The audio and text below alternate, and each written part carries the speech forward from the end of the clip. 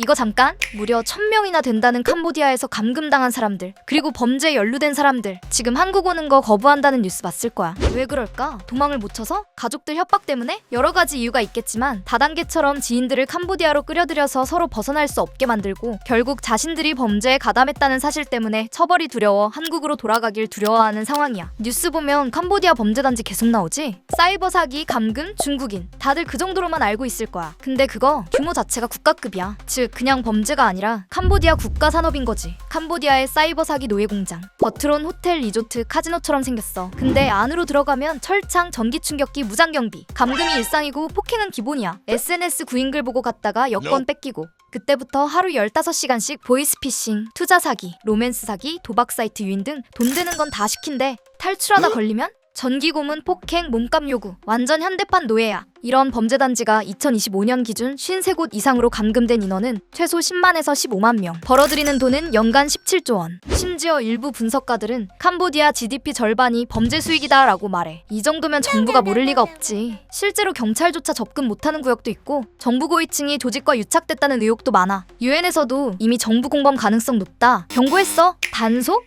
2025년 7월에 1000명 체포했다는데 전문가들 말로는 보여주기식 쇼래. 한 달 지나니까 다시 정상 영업이래. 단속하면 윗선이 무너지니까 안 하는 거지. 그럼 도대체 얼마나 큰 거냐고. 단지 하나가 여의도의 절반 크기야. 그게 50개 넘게 퍼져 있어. 단순 계산으로 여의도 17개짜리 감금 도시. 규모로 따지면 전라남도 완도군 하나가 통째로 범죄단지. 우리가 받는 피싱 문자, 투자 사기 DM, 그게 다 저기서 만들어진다니까. 캄보디아 정부는 뭐 하냐고? 알아보기 딱 좋은 사건이 지난 3월에 있었는데 캄보디아에 있던 100억대 피싱 사기꾼을 잡았는데 우리나라 보고 캄보디아 반정부 인사를 잡아 넘기면 넘겨주겠다고 했었다는 거야. 개념 자체가 없는 걸 알 수 있지. 우리 정부도 가만히 있진 않았어.